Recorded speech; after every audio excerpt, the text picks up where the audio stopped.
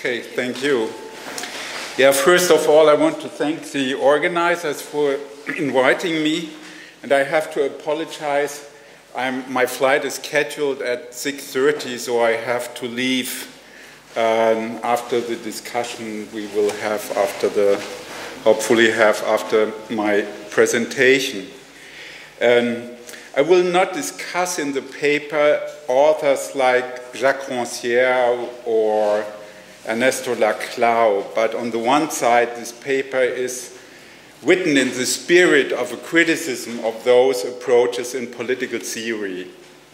Because what bothers me since years is that these theories are arguing in a way that it is always to do with a detotalization and to give continuity to a democratic process, to interrupt hegemony, and to organize new forms of interventions of people who don't have a share. And this is thought or seen as a process, an endless process. So what I do is to develop an argument for an end, to think in a way that we have to come to an end with capitalism. So this is, and when I wrote this paper at the beginning of the year, I didn't know an article or a series of articles by Wolfgang Streeck. Maybe you have heard the name of Wolfgang Streeck, who was one of the former advisors of Chancellor Gerhard Schröder and one of those, in my eyes, really bad social democrats who contributed much to the dismantling of the welfare state in Germany in the 90s. So it was a kind of neoliberal social democratic policy he gave the intellectual arguments for. And what is interesting that since the finance crisis in 2008, and then he became more and more critical about his own theory. That's the same process like in Colin Crouch's work, It's a new kind of Kautskianism to say, okay, everything went wrong, but it's not a kind of a self-criticism. It's just to say capitalism is running out. The time of capitalism is over. It's done. What capitalism did after World War II in Germany or in Europe is just only to buy time.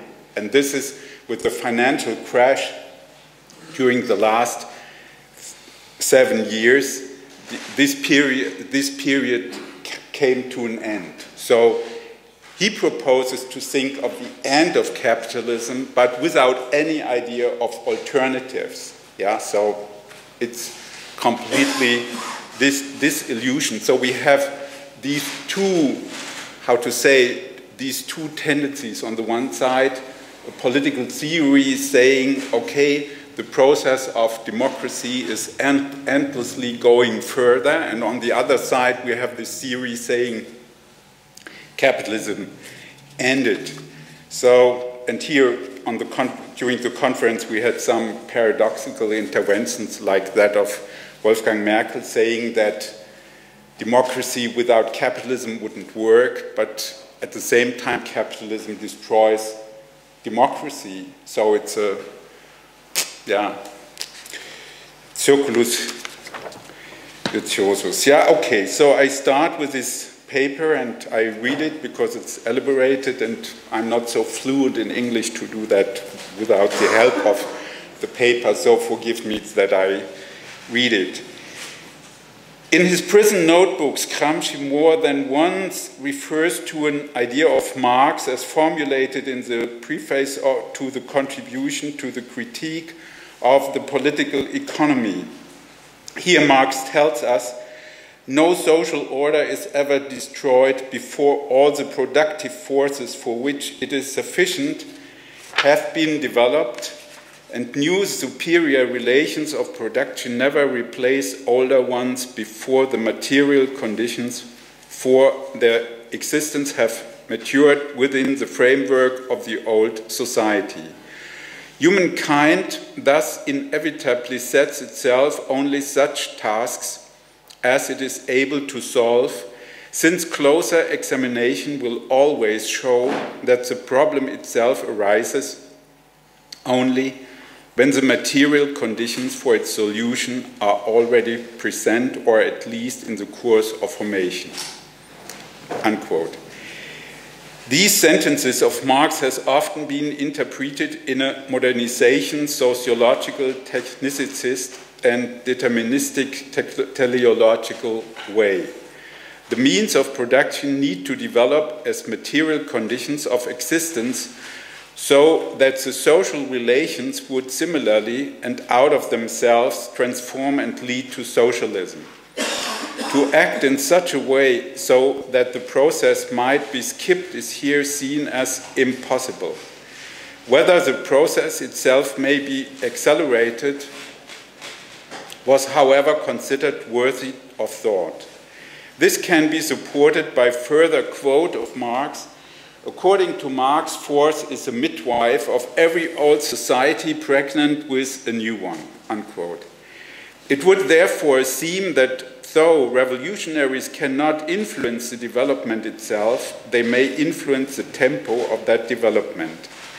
This means the ills and the victims which the enduring of the old system brings with it can be avoided. Marx's thoughts need not, however, be interpreted as a technicistic theodicy. They can also be understood as the continuation of a plea for an undogmatic and materialistic relation of theories to the real tendencies of society. In a letter to Arnold Ruge, he establishes that when looking at reforms, though there is certainty regarding where they come from, there is confusion as to their where to. Here, and according to Marx, communism is a dogmatic abstraction, and the principle of socialism only touches the one side of people, their reality, not their other side, their theoretical existence. There is no exact vision or outlook of that which should come to pass. He sees the advantage and merit of his own theory in the fact that we do not anticipate the world with our dogmas, but instead attempt to discover the new world through the critique of the old. We have no business with the construction of the future or with organizing it for all time, unquote. Marx goes on to state that this does not mean that we shall confront the world with new doctrinaire principles and proclaim, here the truth, on your knees before it. It means that we shall develop for the world new principles from the existing principles of the world. Max Horkheimer pointed to the implications of these thoughts as they were brought to bear in Germany by the social democratic tradition. According to Horkheimer, Marx was not distinguishable from Hegel in this regard. Quote, history is represented as an invisible development. The new cannot begin before its time, unquote. For both thinkers, it was also characteristic that this law did not seem to apply to the present. To speak in the present of a lack of ripeness or readiness hides a form of collusion with the bad, when in actual fact the world has already and always been ready. Quote, Horkheimer, the invocation of a scheme of social states which demonstrates post festum the impotence of a past era was at the time an inversion of theory and politically bankrupt. Unquote. To think in this logic of historical laws leaves emancipation to appear only as a mere continuation of the past. According to Horkheimer, this was true of the bourgeois uprising. They drew on the technical and economic accomplishments of the day and shortened what was a predetermined development. The idea of midwifery exactly corresponds to the history of the bourgeoisie. Quote, the doctrine of midwifery degrades revolution to a mere progress, unquote. The culmination of this historical development is to be found in the emergence of the authoritarian and all-encompassing state. That is state capitalism. That's what the name Horkheimer gives to this problem. State capitalism, the socialization of the means of production, comprehensive social planning, deployment of the total domination of nature with the persistence of wage labor and the appropriation of profit by the few. At the same time, the dialectics of history also unleash the active resistance and constantly renewed struggle for freedom. No longer the acceleration of progress, but a jump out of the dynamic of progress itself. The rational is never totally deducible. It is conceived everywhere in the historical dialectics as the break with a class society. Unquote, Horkheimer. It is clear that Marx's thoughts represent an important reference point. Nevertheless, within Marxist tradition, his text has been interpreted in very different, even opposite ways. He was seen by some as a technological determinist. Others accused him of arguing from an immanentist position and of wanting to bring the better part of bourgeois society to self-fulfillment. In the end, it is Horkheimer who, much like Walter Benjamin, turns against the metaphor of the midwife. It is about the jump out of history. Following Gramsci, I would like to add one additional interpretation of these sentences of Marx. They can be understood as a commentary of his own theory. In the preface, Marx gives a kind of preliminary overview of the current state of his theory and its assumptions. It is in relation to this that he deploys the idea of infrastructure and superstructure. The infrastructure, the being, the material production of life, determines the superstructure, the consciousness, the ideological forms in which people become aware of and deploy their contradictions and conflicts. You are all familiar with this central argument in this introduction. One consequence of this is that Marx theory itself thanks its existence to a change in the material infrastructure, nominally the emergence of a new mode of production and associated superstructure, including the sciences. The historic development therefore allowed for the emergence of this theory, so that humankind may attain a fundamental crossroads in its history. This is performative. The theory does not simply and objectively make a claim or assertion regarding a certain matter, but fulfills this claim or assertion through its very existence. The theory is part of this society and understands itself as one of its immanent moments and constitutes society itself, as bourgeois society, in a historically new relation to itself. Marx's theory is not one social theory among others. In this sense, it is not some arbitrary academic theory, but represents a historic, organic way of thinking. It corresponds to the historic level of development of humankind. In and through Marxian theory, society for the first time recognizes itself as society in and with all its power relations. And I underpin all power relations. In and through Marxian theory, society recognizes itself as being at a watershed moment. because for the first time in its history, humankind can think immanent theoretically that it itself in this place and time can free itself from its current living conditions. That is historically new. With the bourgeoisie, though a concept of inner worldly freedom was constituted, this remained primarily and fundamentally religiously organized. The state stands over society as the representative of the general will and mediating private individuals.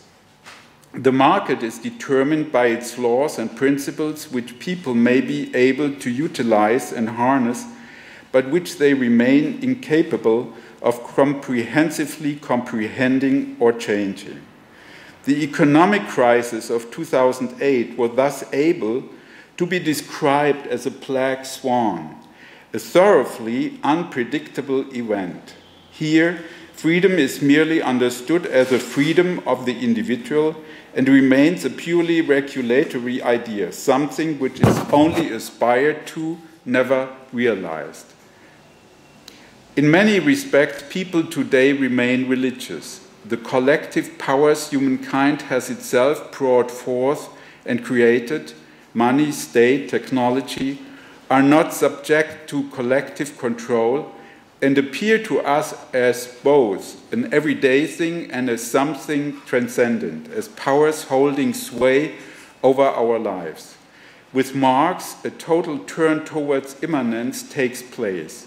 Freedom becomes understood as one of the relations which can be freely chosen and under which people can live and collectively manage those things they need. For the first time, all forms of power become intelligible as such. They can be comprehended, changed, and evaluated as to their social necessity or superfluous character, and therefore overcome. With these deliberations, Marx is therefore showing us that humanity sets itself tasks which it is in a position to solve. He thinks his theory within its object and its own history. His theory is a moment of this process in which, since the French Revolution, humanity has been setting itself tasks and solving them. Marxian theory is therefore an important contribution to the solving of the bourgeois society's problems. On account of its immanent theoretical perspective and its understanding of freedom, it is also a watershed in the history of theoretical praxis. It reflects that historic moment from which humanity apprehends the fact that, united, it can free itself from its prehistory. Marx does not say what practical steps need to be taken or what needs or would need to be done, for it is exactly beyond the point in time that, in an emphatic sense, history begins. Humanity shapes its history itself. His point is not, and he says this expressly, to construct the future. He rejects the search for the universal passport of a general historical philosophical theory, the supreme virtue of which consists in being super-historical, unquote Marx. In principle, we can only retain the fact that the social relations, terms, and concepts which are developed and gain meaning in the capitalist mode of production are in no way appropriate to tell us anything specific about a future mode of production and the ways of thinking of the associated and free. When Marx states of the right to private property of land that from the standpoint of a higher economic form of society, private ownership of the globe by single individuals will appear quite as absurd as private ownership of one man by another, unquote Marx. This statement is generally true. From the perspective of humankind living under the conditions of a less developed mode of production, the concepts and terms of a higher mode of production cannot be comprehended. The people living under a feudal mode of production can have no idea or conceptualization of what it might be to live as free and equal citizens. One can anticipate a higher economical social formation that is a mode of production at the center of which stands no longer the logic of profit, but the logic of work as it is produced socially. The same cannot be said of the actual and concrete way in which people will live, think, and feel. Furthermore, it is only looking back that it will become clear what the capitalist will have meant for these future people. But whether humankind makes it there and how it will live, all this cannot be known from today's standpoint. The recurrence of political reaction and the new destruction of the beginnings of freedom cannot theoretically be ruled out, and certainly not as long as a hostile environment exists. No patented systems worked out in advance can preclude regressions. The modalities of the new society are first found in the process of social transformation, unquote Horkheimer. That the past does not determine the future is a feature of a class-free democracy. Accordingly, the end of capitalism is not a one-time event. It is instead a process in which people again and again measure and reappraise the extent to which moments of power and domination, the administration of people and indignity, rooted in the whole phase of prehistory, still determines the praxis of those living in the future. The extent to which we are today trapped by our current ways of thinking and will continue to be for the foreseeable future is recognizable by the fact that we think the process of emancipation in words and concepts which are produced under conditions of a centuries-old history of power and emancipatory struggles against it. Democracy, society, freedom, equality, individual emancipation, progress. Although these concepts were invented, developed, taken up, and modified by the holders of power, those who do not wish to give up on the idea of a free and self-determined future are unable to do without them. It is therefore not just about changing the vocabulary. A different form of socialization and society would not come faster if we called the future by a different name. This being said, the concepts and words which have been handed down to us do contribute to limiting the perspective of emancipation itself. Because exactly as they have emerged in our societies and their relations, they tie us to a specific understanding of the world, they shape our perceptions, let us imagine possible courses of action and identities, they determine our communication and shape our individual and collective practices. It would be wrong to think the future simply as the extension of the past, and the present as the realization of earlier expectations. It would be wrong to think in all those concepts which in the long periods of domination and oppression have represented the moment of resistance, of overcoming of a given state of affairs and of freedom. These concepts are too deeply rooted in the history of domination and contaminated by the way social classes arranged with each other, even in the struggles they had. I quote Walter Benjamin, "It would be absurd for us to conceive of the classless society, its forms of existence, in the image of a cultural humanity," unquote. It is a feature of the dialectic of history that freedom brings something completely new into existence and into the world. It is not progress, but a jump out of progress itself.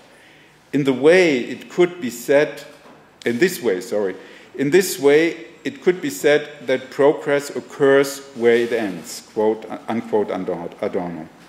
The actual moment of freedom is incalculable and cannot be deducted from the concepts we inherited. But if we are neither willing to nor capable of building the future, if we are unable to think the end or the after of capitalism, do we not run the risk of losing the ability and possibility of thinking that other at all?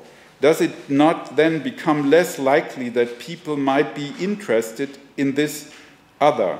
What if it remains so vague and non-binding, if it does not solve any of our present problems?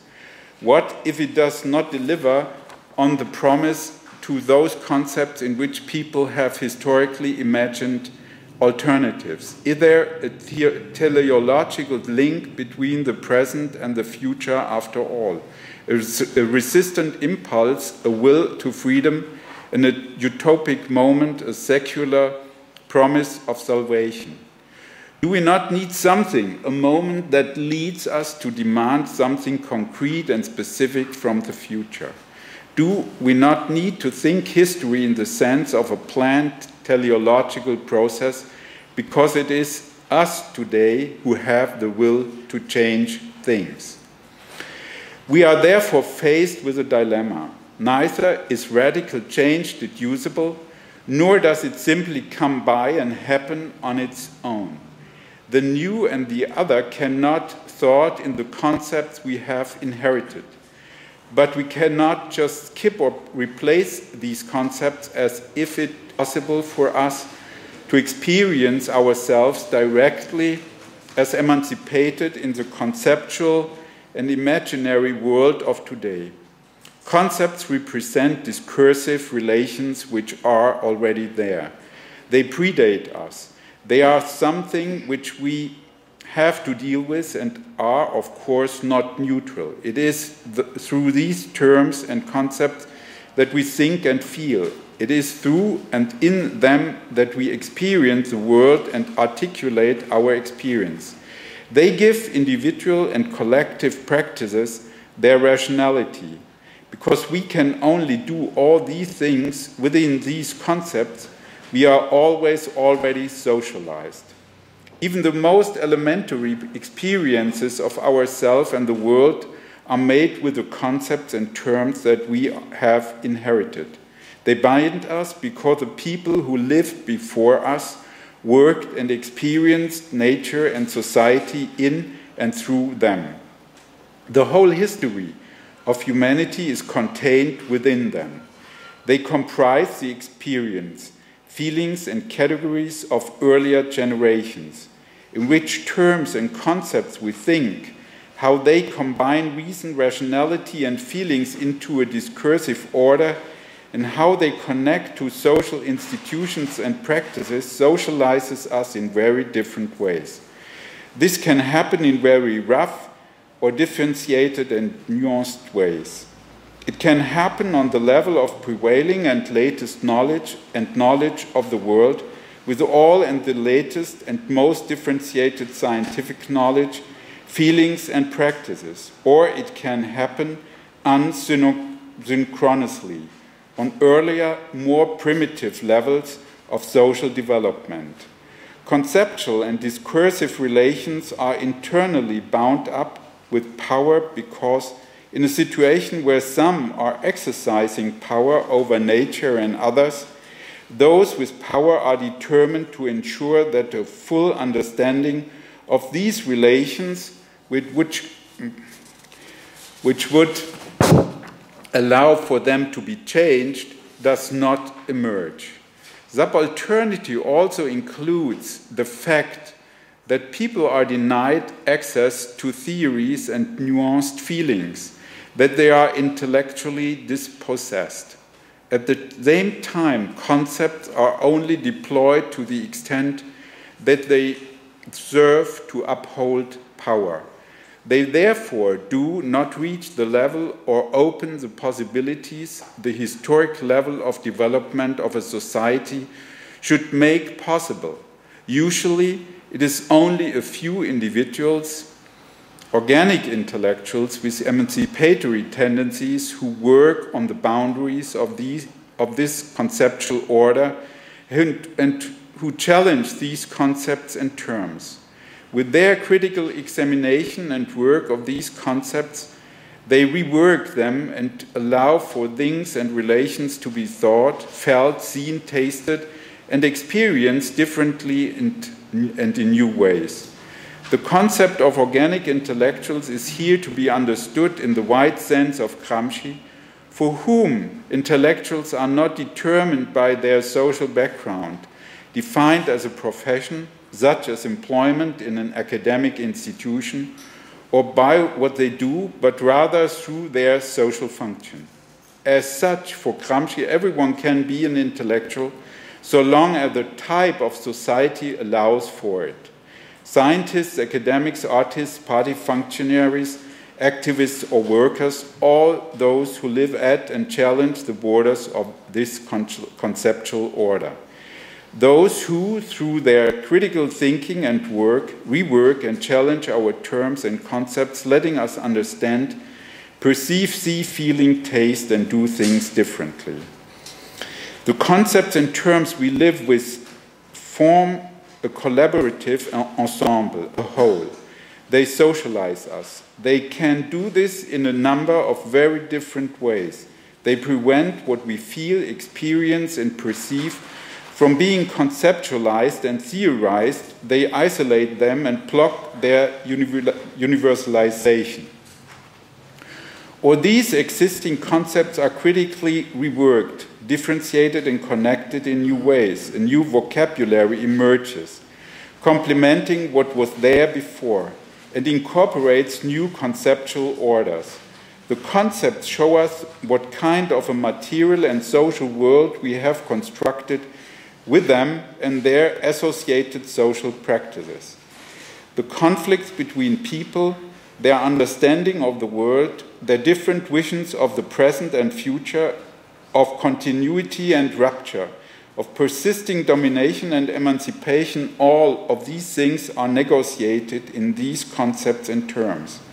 But our inability to think without concepts can be used against us by the powerful. They can try to organize the conceptual constellations in such a way that using these very concepts, we remain unable to think beyond the narrow perspectives they give us. The collective habits and ways of how we see, think and feel, how we experience the world, these results of collective praxis, can only be mutually confirmed. Concepts harden in such a tautological situation. But that being said, when they are not blocked, all concepts always point to the non-conceptual, over and above themselves, so that which is beyond them. As such, concepts can reflexively become object of critique, probing and questioning the current boundaries, conceptually thinking beyond them and thinking the new. Moreover, an understanding of their dialectic is necessary. The dialectic follows the movement of the concepts from the inside of the very outer border of their horizon. Concepts like reason, society, justice, democracy, freedom, emancipation, individual or subject, in an immanently spoken last moment, reach the boundary beyond which the relations will be completely different. Though different, that we are unable to think them with the concepts we currently have at our disposal. It is this immanent dialectic of concepts which prepares the end of capitalism and its beyond. Only if and when we push the concepts to their very outer consequences and implications, when and if we become critically aware of the rational, emancipatory as well as power-imbued moments of these very concepts, when and if, even in the smallest nuance of meaning, their historical limitation and the residue of power is recognized, can power be overcome. This is why it is through the determinate negation of all these inherited concepts that the end of capitalism unfolds, because it allows the centuries-old power relations and their rationality to be questioned. Thank you for your attention.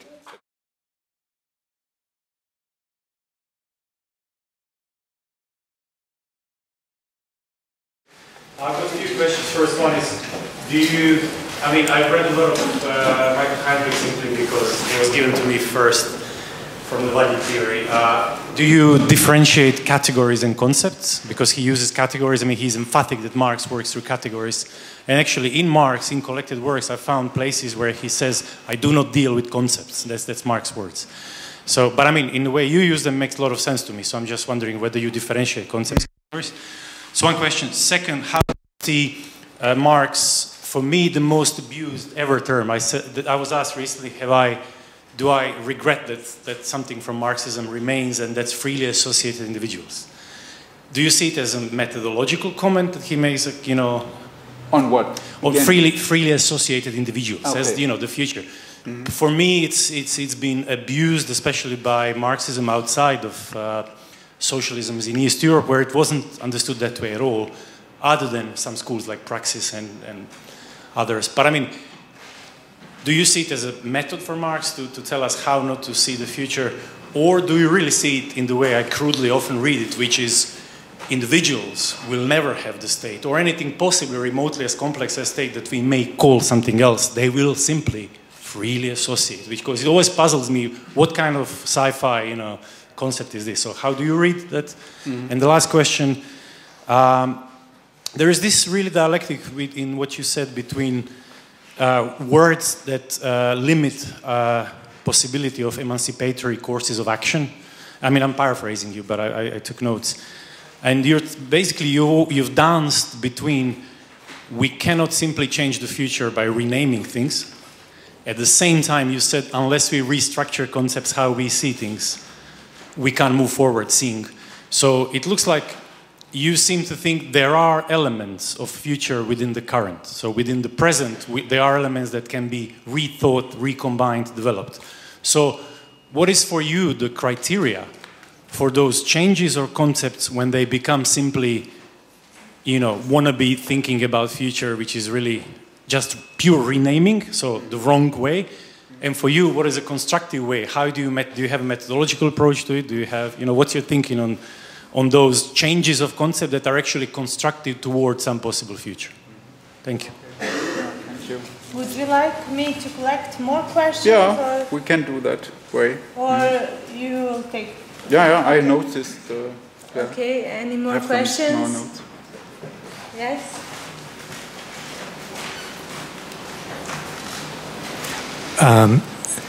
I would link one of your last sentences with your preliminary remarks. You spoke just at the end of the need of determinate negations. Would it be that maybe the difference between the kind of critical thinking you are defending and the problem with authors like...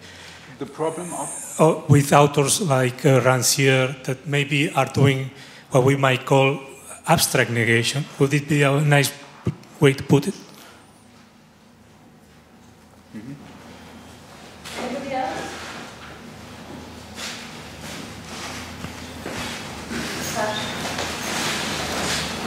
I would like you, if you can comment and link what you spoke of with the Marxist notion of objective forms of thought in the first chapter of Capital, as I would like to see how these conceptual limits of capitalism and the possibility of transcending them can be applied to the objectively functioning concepts, as capitalism is a system in which social relations are mediated by the concept that that value is. So in what sense could this, your analysis of conceptuality in capitalism could be linked to this? I suggest we break, so if anyone else, if we had more time. Okay. Yeah, to start with your last remark and question, I mean, yes, you are right. I mean, in a way, the whole paper refers to this small, sentence. Yeah, I mean, it's a short sentence in which Marx just explained that equality and freedom has to be generalized ways of living. It's objektive Gedankenform. And my argument is that many of our emancipatory ideas, like democracy, individual freedom, and so on, are part of this process. So, but you know, they are objektive Gedankenform. You know, democracy is part of it. In difference to Wolfgang Merkel, I would say capitalism wouldn't work without parliamentarian democracy. You know, in the ideal average. I mean, of course, we all know that there is always an exceptional state, but you know, but then of course, we have to speak about what we understand with the word what is capitalism or mode of capitalist production is. And so, but yeah, so I would say these emancipatory concepts are part of the objektive Gedankenform, you know, and determined negation means we have to go through these objektive Gedankenform, because I don't know, is there an English translation of objektive Gedankenform? Objective forms of thought. Huh? Objective forms of thought. Okay, so that's easy, yeah? Objective forms of thought. So you have to go through these forms. Like, remember that Marx understands or had the idea, the concept of form means the form is a result in which a contradiction can move. Two movements, yeah, going in different directions, find a common denominator in the form. And so that's what, so I would say freedom, equality, individuality is not in itself an emancipatory concept. It's a form in which we have to move, to behave, yeah, to think, to act, and go through and in a way to overcome. And this is, you know, so when you think of an article of Adorno that he wrote in the early 50s, he said the very idea of the individual, yeah, is a psychological concept that we should criticize. So for the future emancipation process, we have to give up any of those psychological concepts, yeah? And that has a consequence with regard of your question, the sentence of Marx in the Communist Manifesto, what is going back to right-wing, yeah? That individual self-determination is a condition of the free self-determination of all. So it's one of these really wonderful and widely ignored, yeah, sentence of Marx. But at the same time, I mean, we have to think on this problem with regard to Adorno's remark, what is about the individual. And that, okay, this leads me to one of the basic concepts, the concept of society. In my eyes, Marx has for systematic reasons, he skipped the concept of society and speaks of association. So it's, I mean, so his idea of emancipation is mean to give up the idea, the bourgeois idea of society, and to have instead of that association. but then association of individuals. So, you know, so we have to go through these concepts and to see where are the limits of those concepts. This is, and for that reason, I'm thinking that it's necessary to come back to this idea of a determined negation, because we cannot just change the names in the sense of political correctness. But you know, there is a strong political activity, not only to rename things, but to connect it with different ways of living. I mean, it's not only a wording to say, okay, nigger or black or people of color or whatever. It's a different way how we organize the way of life then, you know. And so it's not a problem only of names, but very often in the left debates, in social movement debates, very often, I mean, people just fighting for a kind of political correctness of renaming the relations. And this is what I had in mind when I wrote this. Okay, so, I have to think about it, category concepts, I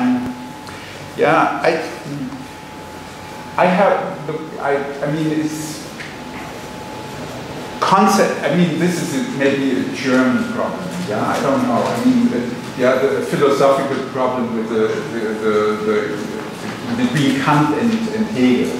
You know, categories, I mean, this is something, you have categories because of the human reason. And so it's a kind of an intellectual form. And you can perceive the world through the lens of these forms, but it's not a way it's not a practice in the way that we organize our way of living. And then you can say, someone like Althusser, he has a strong idea of differentiating between concepts in the strong sense of scientific concepts and categories, in a more philosophical, so more restricted sense. So that may be something what played a role. Okay, but I go through the paper again and find it out what I meant by writing.